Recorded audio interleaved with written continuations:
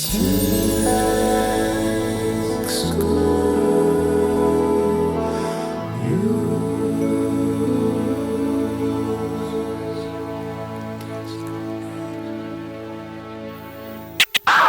right, welcome back to another episode of the Tank's Good News Podcast. I am your golden retriever co-host here with my black cat co-host. Yeah. Investigators later. Let's end it right there. Yep. We're not going to top that. That was pretty good. That was really good. Like, was that a sound effect? That was me. That was my creativity and me just going for it. Many talents. You really do. You committed. And that's important. Second you said golden retriever, I was like, all right, let's do this. Go all in. This is my moment. You were like Lady Gaga in A Star is Born, even though you've never seen it. Never saw it. Because it's too much for you. It is. But welcome to the 5th episode of the Tank's Good News Podcast. I can't believe it. 5. If I would have thought that one through in advance, I don't know. I probably would have selected cases that had to do with 5. That's why I'm glad you didn't know. Oh. It's real and authentic. It is, but I want to give you what I think would be 55. We'll do 55. Okay. Okay. If you are new here, which you most likely are because we are a brand new podcast, welcome. If this is your 5th time listening, welcome home. Yes, we are glad to have you, and we are on a rip right now. Good news this is the best day of my week.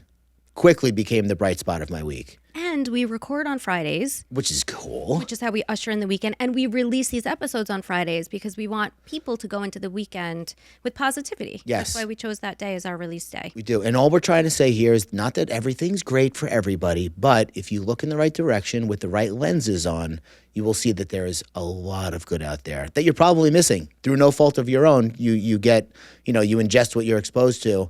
So we're trying to give you a different angle on the world, and we hope that you like it. We hope you subscribe to it. You give us a little rating, a little review, write us a little paragraph. We will be reading those intently, and then maybe share it with a friend who could use a little uplifting podcast. That's what we're here to do. Absolutely. That's it. I want people to feel good when they're done listening to this. Actually, scratch that. I want them to feel good now with anticipation of what they're about to hear. It's a whole experience, start to finish, even before you start. Yes, I want Thursday evening for you to be the opposite of a Sunday evening.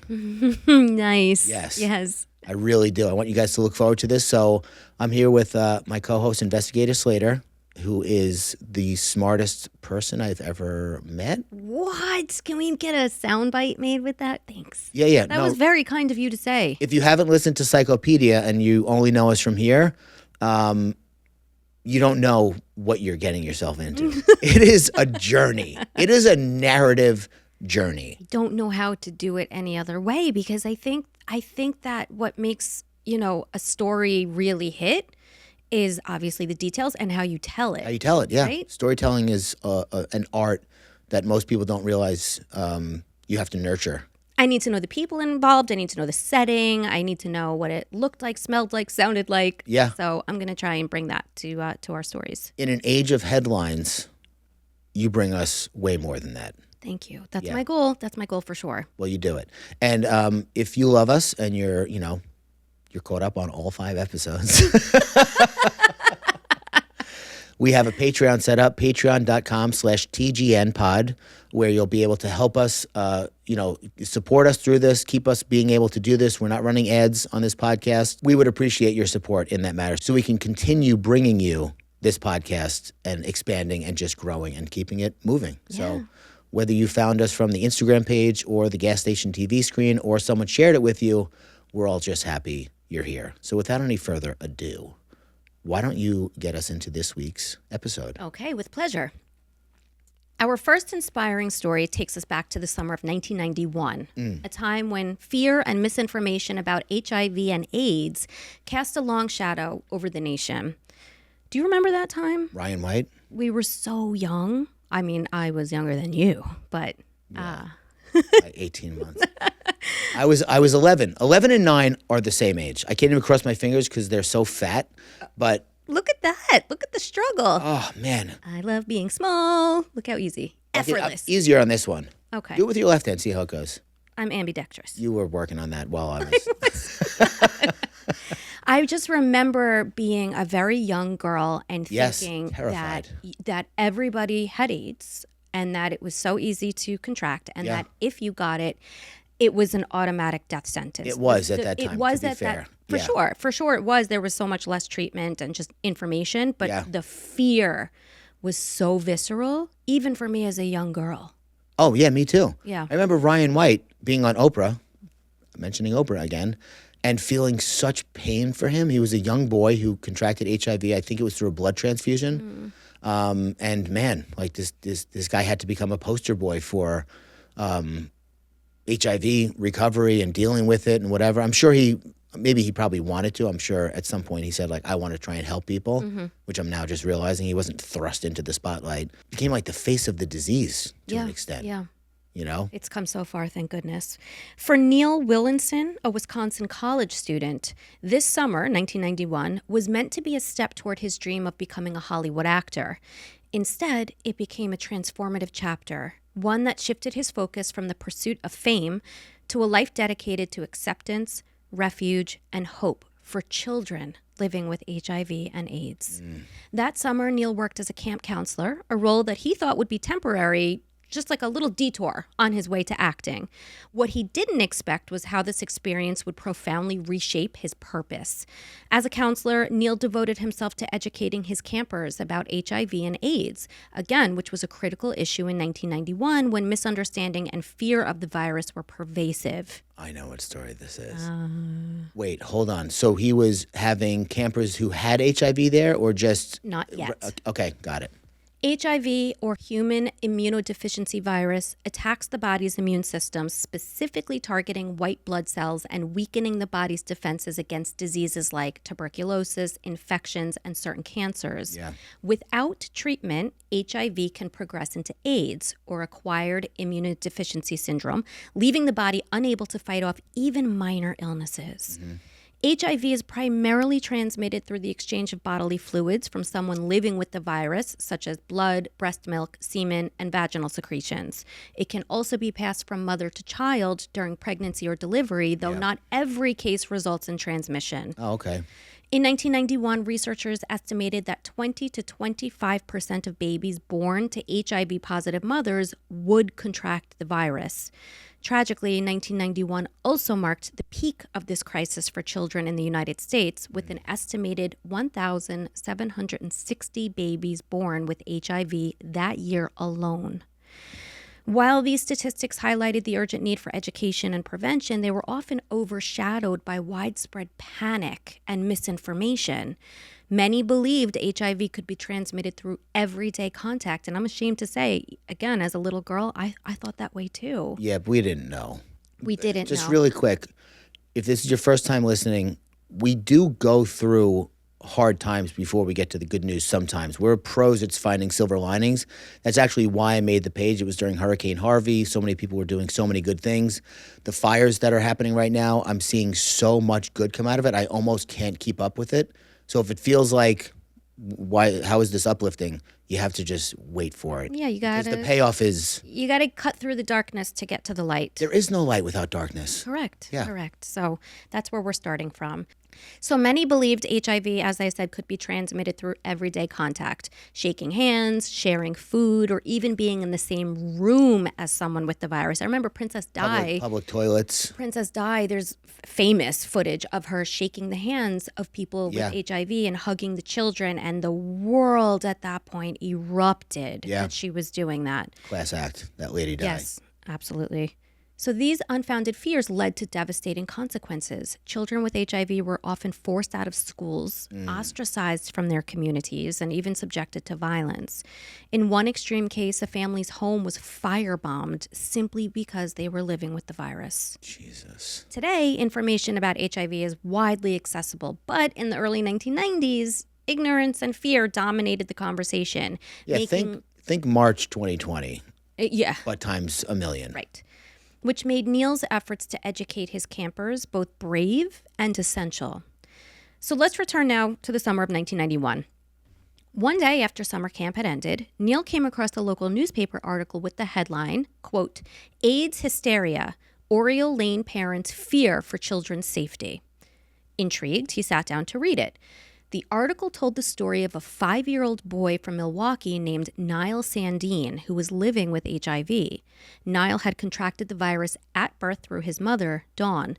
But instead of portraying Niall with empathy, the article's tone made it seem as though a dangerous monster was on the loose. Horrible. Moved by what he read, Neil reached out to Niall's family. He wanted them to know that they weren't alone, that there was someone in the community who cared about them and was not afraid of them.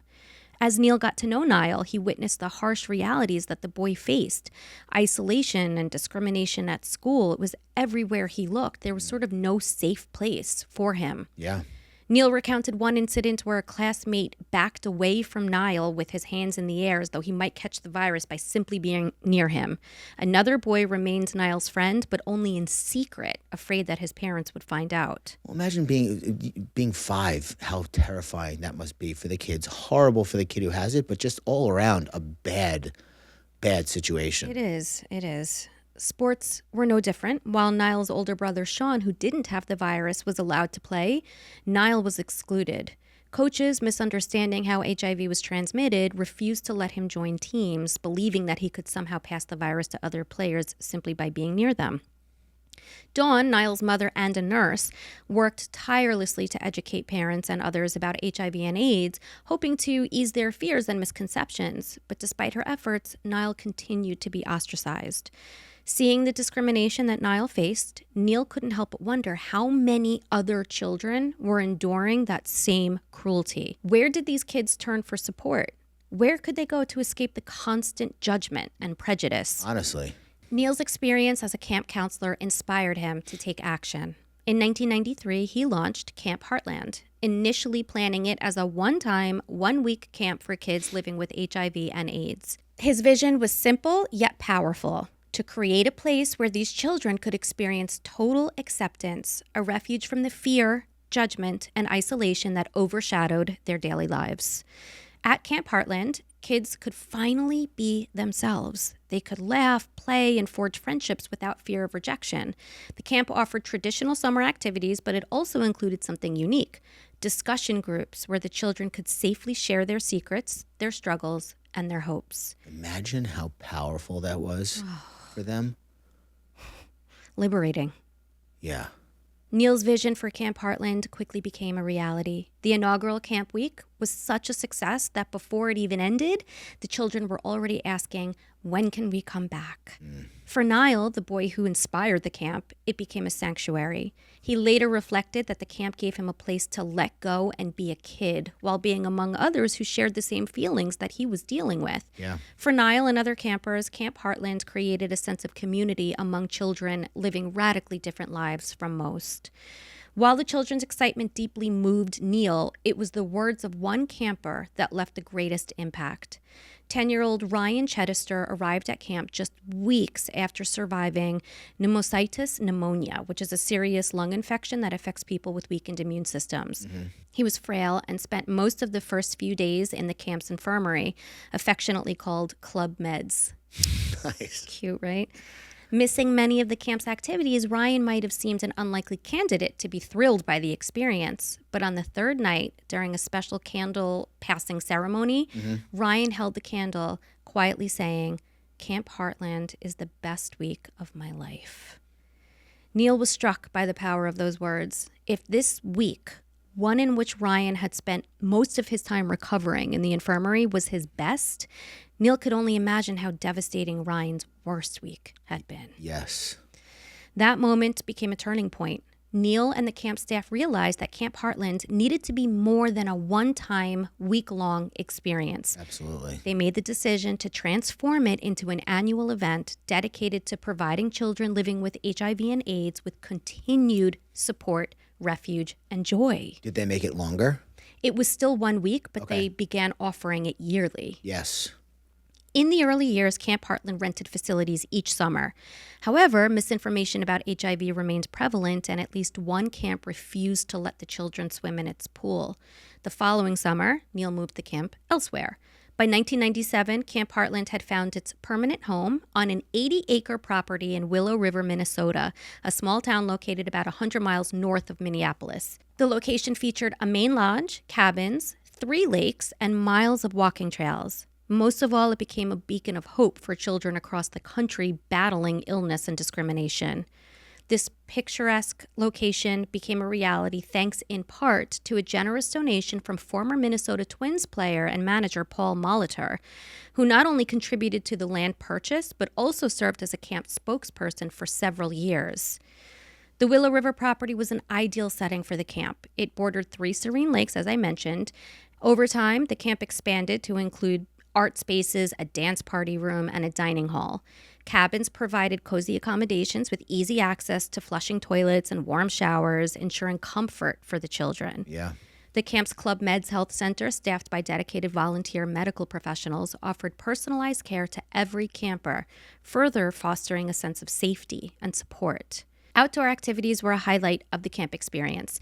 Children enjoyed swimming in the pool, fishing, canoeing on the lakes, scaling the climbing wall, practicing archery, tending to friendly goats, which would be my favorite part, and exploring the trails. Recreational facilities included a sports court, basketball hoops, a baseball field, playgrounds, rope courses, Wow. and more. And think about it. These are kids who were denied being able to play on teams or play with their peers. And now they have everything there and they're invited and they're welcomed. Yeah, I'm kind of speechless. Yeah. Because the feeling of finding people that accept you for who you are, whether they have your thing or not,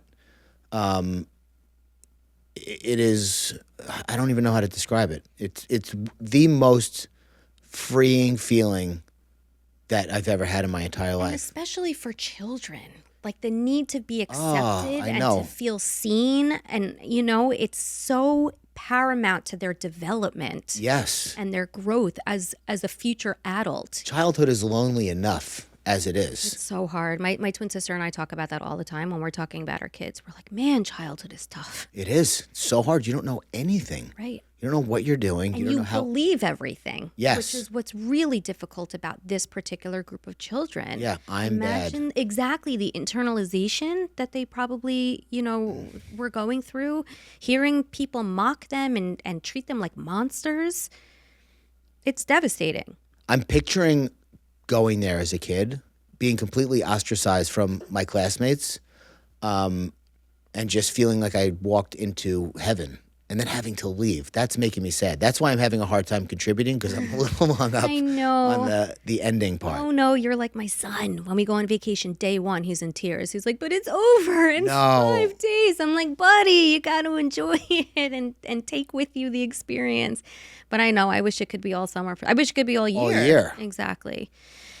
And one of the best parts is that families didn't have to pay a dime Really? for their child or children to attend. Through a partnership with the National Institutes of Health, children were referred to Camp Heartland and flown to Minnesota from all corners of the country, That was a question I had. completely free of charge. Thanks to the generosity of donors, every single expense was covered, ensuring that financial challenges never stood in the way of a truly life-changing camp experience. Yeah. And the camp really was life-changing. Neil later said, quote, I have seen children, I'm going to get choked up. I have seen children go from a place of sadness to one of hope. Hold on. I have seen children go from secrecy to liberation. I have seen children go from death's door to full and abundant health. I have seen children go from hopelessness to renewed purpose. In being a witness to some incredible moments of transformation and hope, my life changed for the better.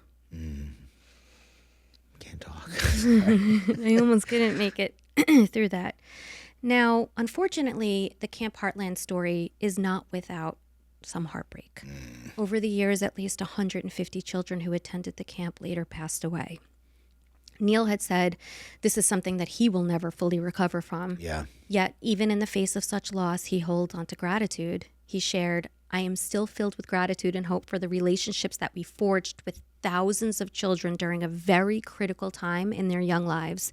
I am a far better man for having the blessing and privilege of knowing thousands of our campers and kind-hearted volunteers.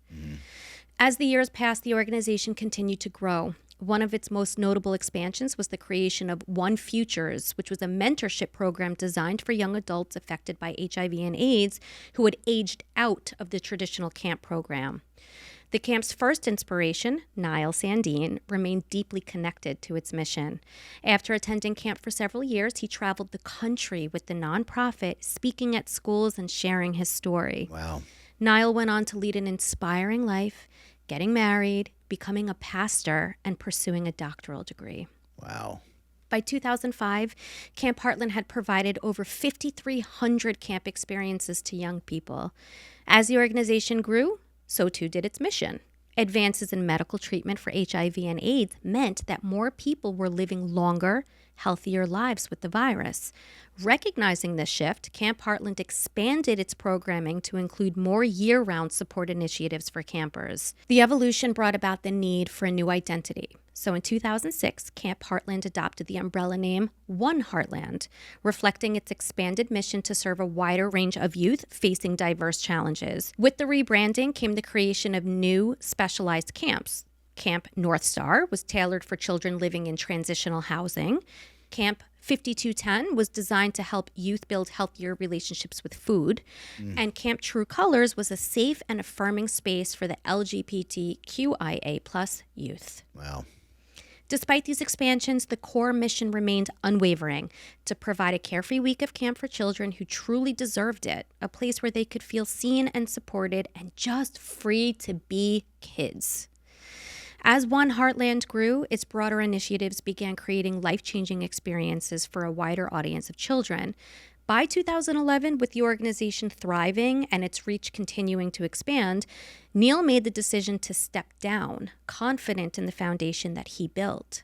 Under new leadership, One Heartland flourished further, serving thousands more children through its diverse programs.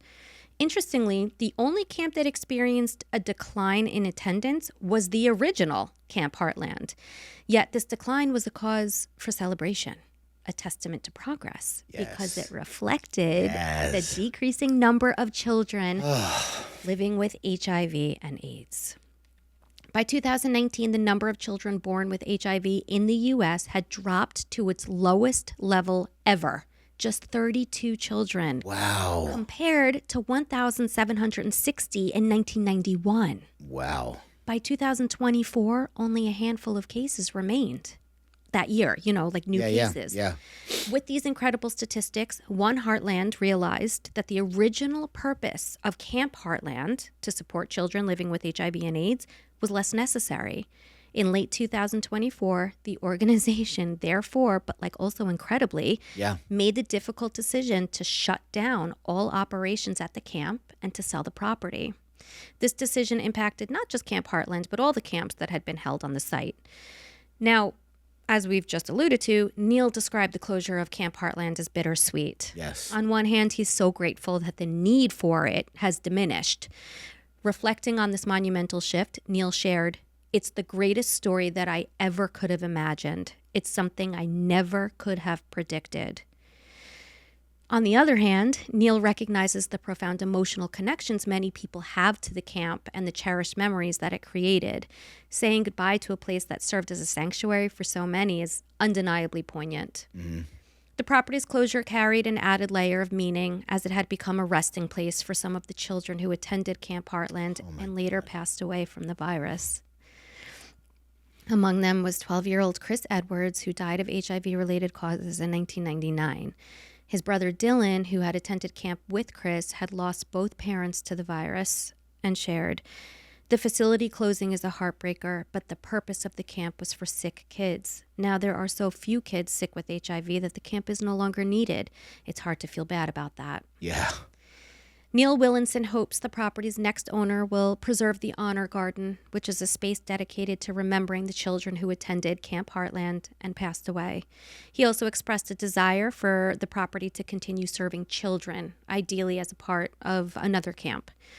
Looking back, Neil takes immense pride in what One Heartland has achieved. In the 31 years it was operational, the organization provided a place of unconditional love and acceptance for more than 10,000 children. It stands as a powerful testament to the transformative impact of compassion, community, and resilience. Yes, it does. It was a nice case, but also really heartbreaking. Yeah, but the good news is that it shut down. No Phenomenal longer necessary. news. Yeah. To work for a cause Yes. And to stop because that cause is no longer needed is best case scenario. Must be a trip. Oh my goodness. Even in the work that I do professionally, Yeah. right? Working with survivors of sexual abuse. So many people, my twin sister among them, ask me all the time, like, how long can you do this? And my answer is always until the job is not needed. Yeah. Like, I would love to be put out of business. Yeah. You know what I mean? I said the same thing about Tank's Good News. Yeah? When I first started it, I was like, best case scenario is that this thing picks up steam, mainstream media catches onto it, they all start doing it, I no longer become necessary. That is beautiful. Which has not happened yet. Well, that's why we have the podcast. We're just going to take it even further. Exactly. We want to spread the good word even further now. But I would have no problem retiring this page if all of media was about what went right. Obviously, you got to educate people about what's happening, but the sensationalization and the 24-hour news cycle, it's like that. I get it. 24 hours is a lot of content to fill. It is. It's a lot of programming. But there's a lot of good stuff out there. Yeah, it is. And you can fill that time up with more of it. And we need a whole station. I know. Is really what we need. It'll happen. We'll get there. We'll get there. Yeah. I love today that you posted on Tank's Good News on Instagram that the firefighters in the California fires, obviously it's horrific. You mentioned this in the beginning, what's going on out there. And it's very hard to find a silver lining right now. Yes. But you posted something that was beautiful, and that was that firefighters are going and saving personal affects, meaningful things, photo albums, marriage certificates, birth certificates, stuff like that. And they're saving it, and they're trying to, keep some of what people, what's important to people. So you see the best of humanity sometimes in the worst of situations. Yeah, losing all of that, it reminds me of when I went to California for that year. And I remember going out there, I was like, I'll rebuild my entire social circle and network and whatever. And like 10 months into it, I was like, it took me 30 years to build that network out there of people and locations. And in New York. I don't want to do that here. Yeah. I don't have the time. And you have like the biggest network out of anyone I've ever met in my entire life. I can't go anywhere with you without somebody knowing you. For like you know what I mean? Yeah. I've always tried to be nice with people when I meet them, and I also have a good memory for faces. Thank How about God. names? Are you good with names? The worst. I am terrible with faces, but like good with names. I'm horrible with names. I know people that I've been seeing multiple times per week for 20 years. Do not know their name. So Dave is the same way, and sometimes I won't help him out because I just think it's the funniest thing. Watch him sweat. A little bit, then I help him out. Yeah. Not that diabolical, but it's embarrassing, but it's also not. It's like human. Somebody at the gym, one of my wife's friends, said hello to me the other day, and I was like, I just came right out with it. She's like, "Hey, how are you?" I was like, "Good. Are you?" And she goes, "Jessica's friend." I was like, yeah, of course. How kind. I had no idea who she was. Still. Contacts. I've told you, I have people programmed in my phone. Bill, Yankees hat, Target parking lot, April, tall guy. Oh my God, that's so funny. No idea who he is. That's so. Do you have me as micro host? Yes. I have you as macro host. That's why I'm asking. So yeah, like I said in the beginning, the good news coming out of this tragedy, like the firefighters doing this thing, which is just an act of generosity. Planet Fitness opened up multiple locations in the area so people could shower, rest, eat, settle in because, God, man, my friend Jimmy's house burned down when I was 12 to the ground. And they were not okay after that. They were not fine. It wasn't like, oh, just rebuild it. It's fine. No. First of all, you ever been through housework? It's not great. It's not fun. They were in a trailer on the front lawn for a year and a half. Oh, my goodness. Additionally, it's not about money. It's about memories that you cannot recreate, that you lose forever to fire, to, I don't know. It's memories, experiences, and your sense of safety. Yes. Home is that. Yeah. It is your sense of safety. Yeah, absolutely. So anyway, yes, I'm really glad this guy existed, and I hope his karma bank is full. It is. It must be. I hope it's full of Bitcoin karma. Okay, you ready for a second story? Of course I am. Our next piece of good news spotlights a revolutionary innovation that has transformed how people around the world access prosthetics. Really? Fascinating stuff. Yeah. According to Touchstone Rehabilitation, which is a physical and occupational therapy clinic in Phoenix, Arizona, catering to spinal cord injury, amputee, paralysis, paraplegic, quadriplegic, and other mobility compromised patients, an estimated 30 million people globally require prosthetic devices, braces, or similar mobility aids. Such a high number. Yeah. Did not realize that until I this is started researching this. You know why? Because if somebody, it's like out of sight, out of mind. If you know somebody in your life and you just never see them again, you don't think about. You're right.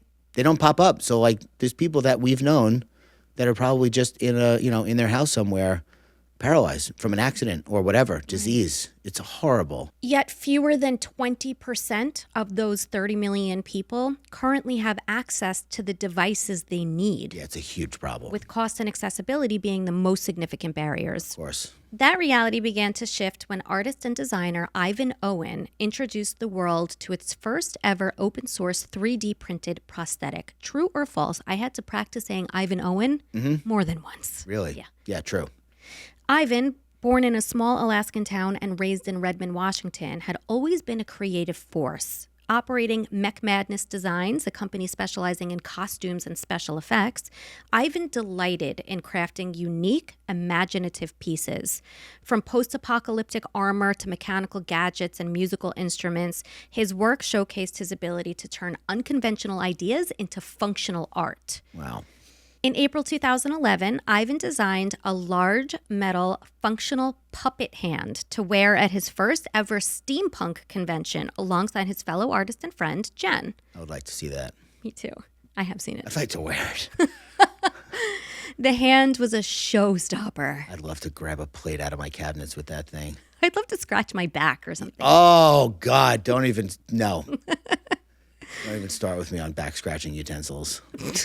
Did you ever have, looking back, so inhumane, I can't even believe it, but the little crocodile foot on a stick? Do you ever see those?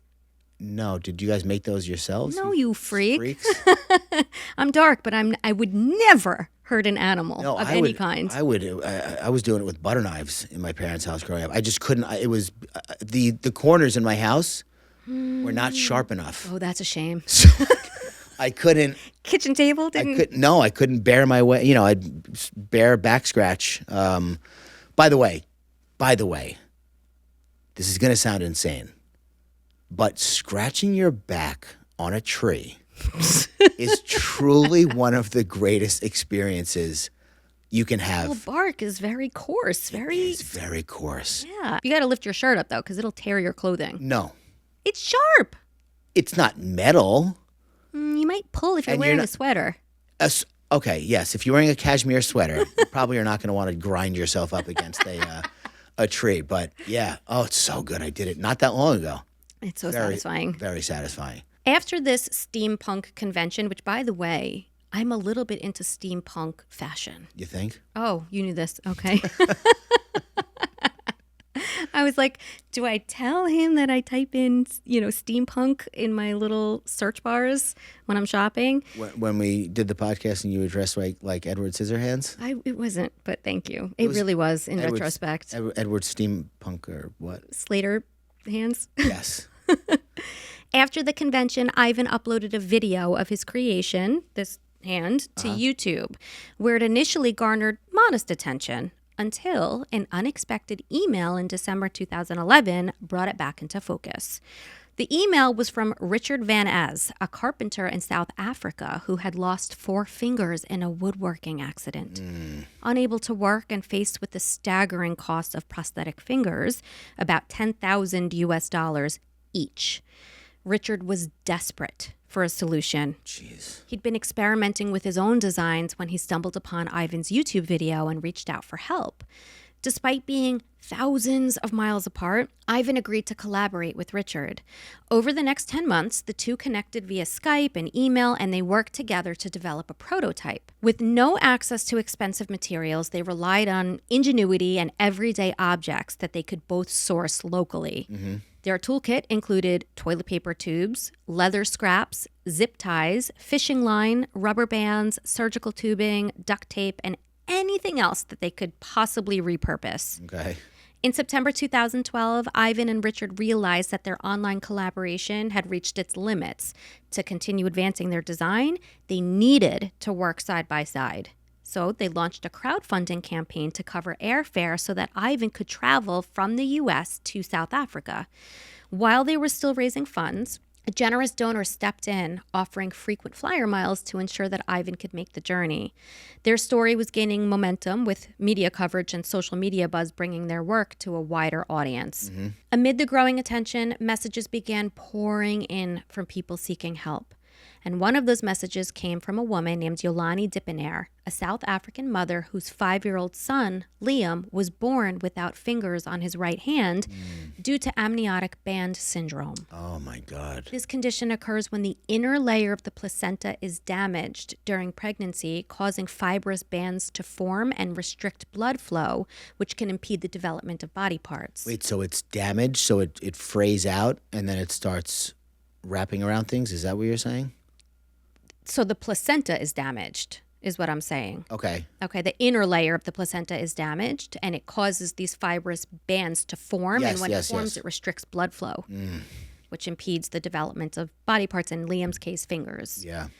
Yolandi, Liam's mother, had read about Ivan's upcoming trip to South Africa to work with Richard, and she hoped that he might be able to also help her son.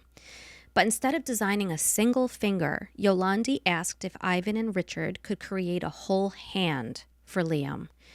Yolandi's timing could not have been better. With just 3 days before his departure, Ivan quickly adapted his original steampunk mechanical hand design and shrunk it into a 4-fingered version suitable for young Liam. So cute. It's so cute. Packing up this new design, Ivan then embarked on the 28-hour journey Oh, my to God. South Africa. Upon his arrival, Ivan and Richard immediately set to work, finalizing the single-finger prototype for Richard. Once that was complete, they turned their attention to Liam. Inviting Liam and his family over, they spent an entire day building a hand from aluminum bar stock, rivets, screws, copper tubing, fishing line, and thermoplastic. Don't you kind of want one? I don't not want one. I kind of want one. I'm grateful that I don't need one, Yes, of course. but it does sound badass. That would be great for people with like arthritis or something. Get some kind of robotic steampunk mechanical hand so you can open your medicines. Yeah. Do you have any kind of like hand pain? No. There's these protein shakes, Core Power protein shakes, which are sealed and there's plastic around it. You know what I'm talking about? Sometimes my hand is inexplicably weak when I try to open my oat milk. It is like for me, it's like a harbinger of future like inability to open stuff. I'm sure it's not because they are very difficult, but yeah, not being able to open stuff must be devastating, especially if you live alone. Yes. I actually think about things like that too. When I was putting my necklace on today, for example, Yeah. I couldn't do it. Obviously, I was able to ask Dave, but I had that thought too. People who live alone, there's so many challenges. Yeah. You know? While the resulting device was bulky, awkward, and missing a thumb, Bulky Bartocamus. it worked. And for the first time in his life, Liam strapped the hand to his arm and was able to pick up a ball and other objects. Oh my God. Watching Liam's joy and newfound ability, Ivan and Richard experienced a profound realization. Because Liam was so young, he would quickly outgrow this hand. Constantly remaking the device from the same heavy materials would be both exhausting and impractical. You know who he needs to team up with? That woman in Africa who made the school uniforms that grow. Oh, yes. Yes, Peyton McGriff, who started the She organization. Yeah. So they knew that they needed to rethink their approach to make it more scalable and accessible for Liam. So in December 2012, Ivan began exploring the potential of 3D printing to create a more efficient and scalable version of the prosthetic hand. He taught himself to use 3D design software and reached out to MakerBot, a leading 3D printer company, to inquire about a possible donation. Ivan's vision inspired MakerBot, and they generously provided 2 3D printers to support the project. One went to Ivan, and the other one went to Richard. With this new technology, Ivan designed prosthetic components and sent the digital files to Richard in South Africa. Using the donated printer, Richard printed the parts and assembled them into a hand for Liam to test. They called this first 3D printed device the RoboHand. Liam became an integral part of the design process, offering feedback on comfort and functionality, helping Ivan and Richard to refine the design until they created a more final prototype tailored just for him. Watching Liam thrive with this new 3D printed hand was a pivotal moment. Ivan, Richard, and Liam's family realized the immense potential of this innovation. If the design could help one child, it could help thousands more around the world. Driven by this realization, Ivan and Richard made a selfless decision. Rather than profit from their invention, they published the design online as an open source public domain file. Wow. This meant that anyone with access to a 3D printer could download, modify, and create the prosthetic for free. They named their collective Enable, symbolizing their mission to empower individuals and communities globally. MakerBot then created and shared a video showcasing Liam and his groundbreaking 3D printed hand, and the video quickly gained traction, sparking interest among makers and 3D printing enthusiasts worldwide. Many commented, expressing a desire to help create similar devices for others in need. One of those inspired viewers was John Schul, a professor at the Rochester Institute of Technology, which is a private research university in Henrietta, New York, a suburb of Rochester. Recognizing the growing interest, Schul created a Google Plus community to bring volunteers together. He also set up Google Map, where individuals with 3D printers could mark their location and offer assistance to those seeking prosthetic devices. Really? This network rapidly expanded and connects people with the tools and skills to make a difference, one 3D printed prosthetic at a time. Thank God for these people. I know. I could never. I mean, I can barely get to the deli with Google Maps. but it's knowing how to use the technology, and then it's having the heart to want to share that knowledge, and then it's executing. Yeah, he taught himself 3D printing software. What? By the end of July 2013, the Enable community had grown to include its first 70 volunteers. These passionate individuals worked together to refine prosthetic designs and identify recipients who could benefit from their efforts. What began as a small collaboration was quickly gaining momentum. Yeah. As media outlets began sharing these stories, families with children who had limb differences discovered the Enable community and reached out for help. Volunteers around the globe eagerly responded, creating personalized prosthetics for those in need. Throughout 2014, the Enable community experienced major growth. Designers, engineers, and hobbyists joined by the thousands, contributing new ideas and improvements to the prosthetic designs. In just 1 year, Enable volunteers created and gifted over 750 prosthetics to people around the world. Wow. Each new design was added to the public domain as an open source file, ensuring accessibility to anyone in need. The movement only continued to expand. Within another year, the community swelled to nearly 7,000 members who had collectively produced approximately 2,000 prosthetic devices for individuals in more than 45 countries. From 70 to 7,000? The ripple effect of their work is tremendous. Yeah. Today, the impact of Enable continues to grow, reaching local communities, clinics, and schools around the world. What began as a single act of creativity and kindness has blossomed into a global movement of innovation and generosity. Thanks to the vision of Ivan Owen, Richard Van Az, and the Enable community, thousands of individuals have received life-changing prosthetic devices completely free of charge. Yeah. What's the lesson here? Post that video. That's your lesson. That is the lesson, yeah. You never know. This made me think of a story of some guy who was making YouTube videos. On this particular video, he had 10 views. One of those views was Oprah. She reached out to him, tried to give him his own show. I don't know whatever came of it, but I remember thinking, like, You just don't, you never know. Yeah. You have no idea. You got to put yourself out there. I love reaching out to people who are not known yet and like being generous with encouragement and acknowledgement. And That's why you got to love what you do, because if you love what you're doing, you're going to do it anyway. yeah, the views will come. Exactly. Maybe, or they won't. Or they won't. But it won't matter. Right. Yes. That's what I was trying to get at. Sorry to keep No, that was perfect. filling your sentences That was up. great. I was like your iPhone predictive text. My predictive co-host.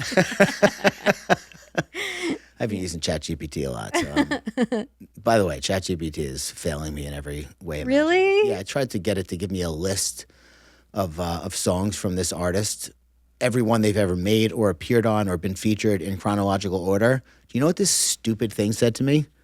What?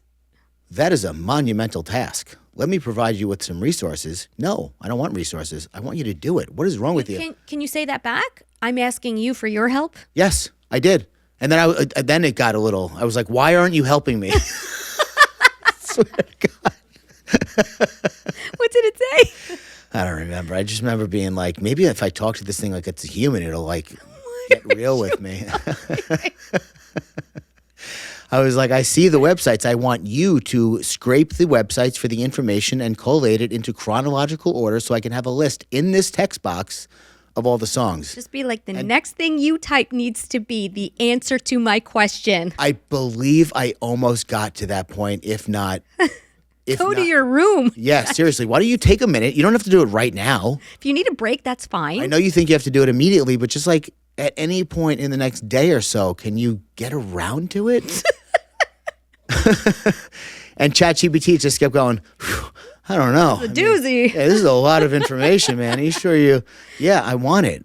I wouldn't give it to me. Just kept sending me Wikipedia links. That's ridiculous. I know. I feel like it's going backwards. Oh, well.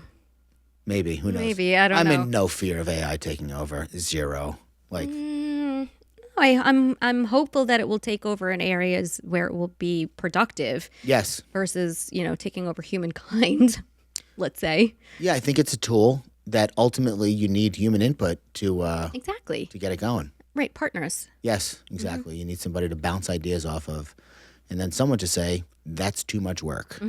Right. I don't want to do that. Well, ChatGPT basically said it's too much work. Yeah. Monumental task. Okay, you ready for our third and final good news story? I am so ready. Great. And we are back. You probably don't need to know this, but we had to take a little break in between stories because we got an alert for fraud from Chase. And we spent a half an hour. Chase customer service is like talking to Dory from Finding Nemo. It's like, I got to explain it again? I thought I was going to lose my mind. They're going to send you to the right department this time, though. Are you sure about that? I almost cried. I know. It's very frustrating. If we could say anything on this podcast and have it be heard and implemented, it is that, Chase, get your customer service together. Please. Because it is a disaster. I need this good news story very badly right now. Me too. Okay, so let's go. It's not about a bank, is it? No. Okay, good. Like our first story, our third story begins out of unimaginable tragedy before transforming into an incredibly moving mission of compassion and hope. After losing her husband, Jared Bridegan, the father of two of her young children, in a senseless act of violence, Kirsten Bridegan channeled her grief into creating a nationwide movement to comfort children in their darkest moments. Through resilience and love, she turned heartbreak into a powerful legacy that continues to uplift countless lives. Here's what happened. On February 16th, 2022, 33-year-old Jared went out to dinner with his 2-year-old daughter, Bexley, whom he shared with Kirsten, and his twins from a previous marriage. Meanwhile, Kirsten stayed home with the couple's 6-month-old daughter, London. At around 7:45 p.m., Jared dropped the twins off at their mother's house in Jacksonville Beach, Florida. Shortly after, he called Kirsten to say he and Bexley were on their way home and that he'd be home in about half an hour. Tragically, Jared never made it because just minutes later, as he drove through his ex-wife's neighborhood, Jared saw a tire in the middle of the road. He stopped, turned on his hazard lights, and stepped out to move it. Yeah. Unbeknownst to him, the tire had been deliberately placed there to force him to stop and get out of his car. What happened next was horrific. A hitman, allegedly hired by Jared's ex-wife and her husband, approached as Jared stood by his driver's door.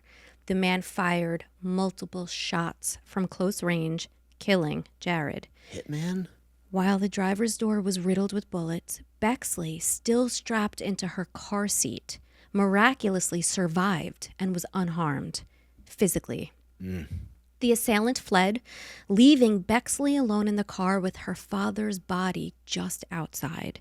For 3 harrowing minutes, the toddler sat in the back seat until her passerby discovered the scene.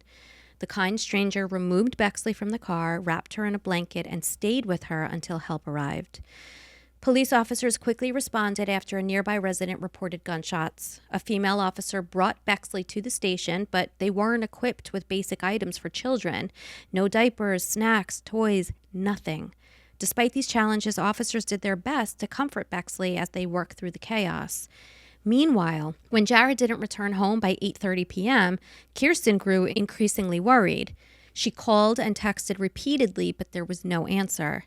Finally, a Jacksonville Beach police officer answered Jared's phone, which is like absolutely a nightmare situation. When Kirsten asks what was going on, the officer refused to provide any details, saying only that Bexley was safe and at the police station, and they urged Kirsten to come down immediately. When Kirsten arrived at the station, she was reunited with Bexley and received the devastating news. Jared had been murdered in front of their daughter. Shocked and heartbroken, she spent hours at the station trying to comfort Bexley without any of the usual items she would have packed, like a sippy cup, snacks, or a favorite toy. Later, Kirsten reflected that in her rush to reach the Jacksonville Beach Police Department that night, she hadn't thought to grab her diaper bag, leaving behind essentials that would have been invaluable during those long, emotionally exhausting hours. Yeah. I think anybody with children can understand the importance of having the creature comforts and the necessities that your children need. I remember the feeling of leaving the house and being like, oh my God. It's not good. I forgot whatever it is. It's a bad feeling. Because in the child's world, it's a big deal. It's everything. Yes. This experience haunted Kirsten for months. She often lay awake at night thinking of all the small comforts that could have eased Bexley's trauma and realized how many other children like Bexley faced or face or will face similar situations. Yeah. Kirsten knew that she had to act. Sharing her idea on Instagram, she proposed donating comfort and care items to local police stations. The response was overwhelming, with hundreds of mostly women offering suggestions and donations. What began as a small project for a few local stations quickly grew into a nationwide initiative. Wow. From this, the Bexley Box was born. Ooh. Each box, which is really a sturdy wooden trunk, contains over $500 worth of supplies for children of all ages, including diapers, wipes, sippy cups, pre-mixed formula, snacks, blankets, stuffed animals, books, toys, and coloring supplies. Like the formula they give you in the hospital? No, yes, like we use Similac, the pre-mix in the hospital. Exactly. Yeah. With help from a Jacksonville social worker and fellow mother, Kirsten also created quick reference cards for officers so smart, outlining best practices for comforting traumatized children. These cards are included in every Bexley box, ensuring both physical and emotional needs are met. In September 2022, Kirsten took a major step in her mission to help children in crisis by founding the Bridegan Foundation, a nonprofit dedicated to organizing and funding the delivery of Bexley Boxes. She invited all of Jared's siblings to join the foundation's board, and they eagerly said yes, united in their commitment to honor his memory. On October 17, 2022, the first Bexley box was delivered to the Jacksonville Beach Police Department, the very station where Bexley had spent those long, difficult hours following her father's murder. From there, Kirsten and the foundation expanded their efforts, donating boxes to police stations throughout Florida. It wasn't long before Bexley boxes were being sent to other states, including Utah and Washington. As Kirsten delivered these boxes, she spoke with countless officers, victim advocates, and social workers. Through these conversations, she learned just how underprepared many departments are when it comes to meeting the physical and emotional needs of young victims.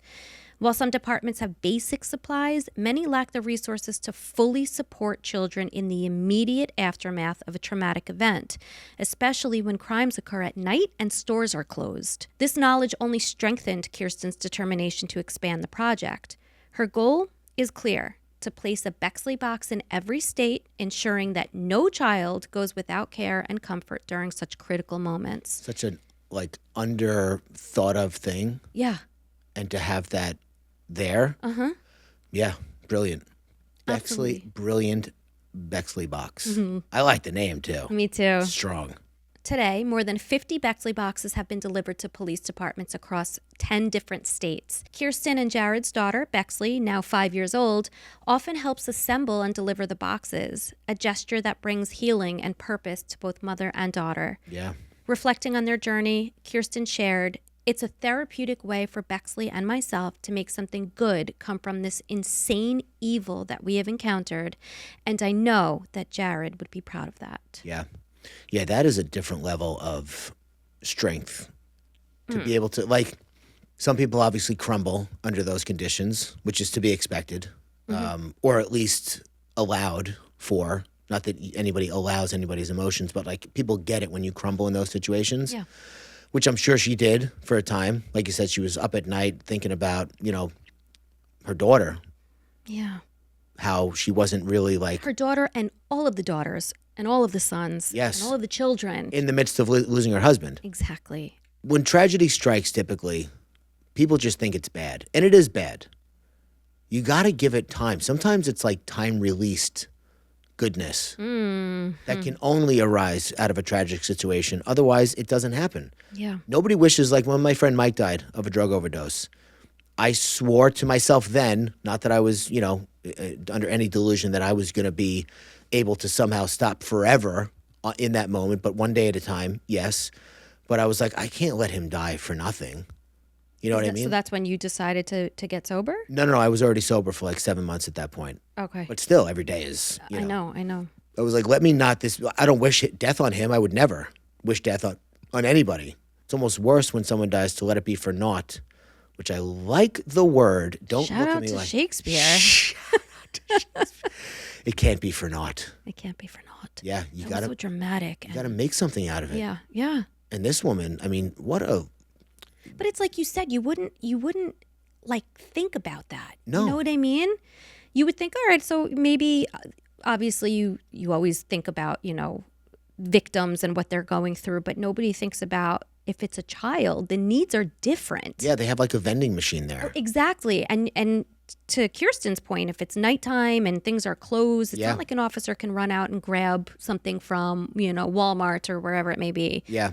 They're stuck inside that station with a traumatized child. Yes. If a little stuffed animal is going to help and a fresh diaper, Oh, yeah. Yeah, you need that. It's a beautiful cause. I really, really stand behind that. I wish her so much luck. I wonder if the police around here have them. I kind of want to Let's check it out. make sure. Yeah. No, I think that's a good idea. And if you're listening to this, maybe think about your local police departments and maybe call them and see if they have one. And if they don't, get in touch with the Bridegan Foundation. Yep. Right? Mm-hmm. And Just Google Bexley Box if that's easier to remember. and see if they can send one out. Take it from there. Yeah. Amazing.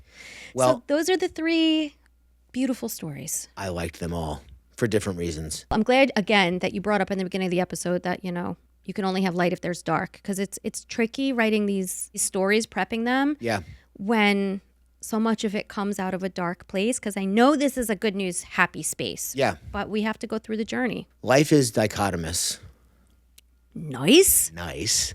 Not sure if it's a word, It sure sounds like but it. it sounds like one. And it's very complex, and you got to be able to see all sides of it in order to have a full, rich human experience. Right. So we're not fully focused on just the good, because that's dishonest, and we're certainly not focused on just the bad, because that's dishonest in an even worse way. Mm-hmm. We're looking at things through a truthful lens where all things are considered, and that's where life is.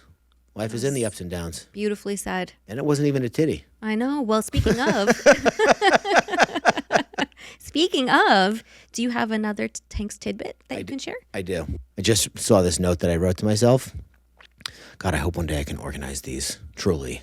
It's it's however you have it organized, it's benefiting the world. So I'd like to get them more organized, put them on paper, put the book out, help in that way. But don't count on it. Anyway, so there's this idea that I understand where it's coming from. And I know it helps some people sometimes. But this idea that nobody's coming to save you, started by Mel Robbins, who's a brilliant author, speaker. She's just like one of those people who's always got a tool. She came up with the countdown from 5 thing, which, you can count down from 5 and still sit there, but it is harder than counting down is very powerful. Counting up is like, I learned that with kids. Like, you don't count up. Right. They don't know how high you're going to go. Count down. But this idea that nobody's coming to save you is true. But if you can find the courage to open up and ask people for help, you will get it. Like, you don't have to do this alone. Right. Sure, nobody's coming to save you. Everyone's worried about living their own life and their own success and their own sanity and mental health. But I think maybe a better way to say it is don't count on it. It's not that because that to me suggests there's nobody there who's going to help you. Exactly. And like, to your point, that's not correct. It's not correct. You have to know where to look and who to ask. Yes. So I think the phrasing needs to be changed on that. And don't expect help. Like, there's this idea in the world that, like, certain places are friendly or unfriendly or welcoming which may be true to an extent. I'm not going to say that that's never the case, but you got to look at how you walk into the room also. If you walk in the room with a scowl and people aren't friendly, I'm not saying it's your fault, but it is a consequence of walking in and not being open to interaction with these people. People can tell when somebody's like into it or not into it, just into being around them and not. Yeah. So, yeah, I would just say that there's a caveat to the phrase, no one is coming to save you. And that is, if you put your hand out to the right people at the right time in the right way, they might just come save you, which will give you the chance to do the same for someone else later on. Because now you know what it feels like. Yeah. And you know what it looks like. More importantly, you know what it looks like. Forward. Exactly. So good. That's it. That's it for today. Yeah. Thank you. Thank you.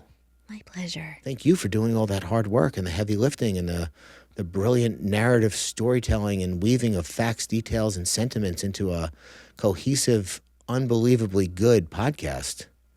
Wow. Tank, you have a way with words. So how about the fact that I said all that and then I said good podcast? It's good. It's real good.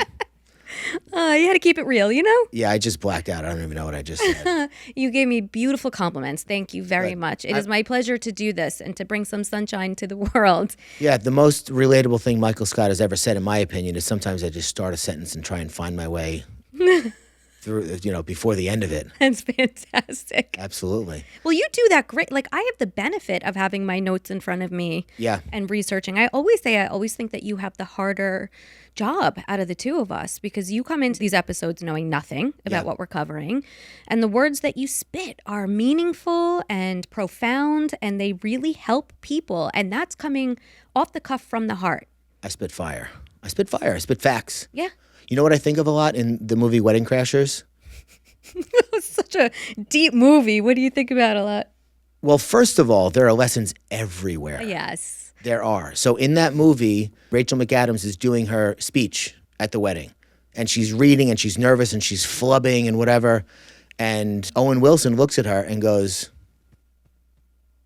like, come from the heart. Yeah. Forget about it. Trust yourself to find your way when your mouth opens. You'll be all right. Just slow down a little bit maybe. Right. Which is something I had to do drastically. I learned that lesson from a guy out in California. I was doing sales for him.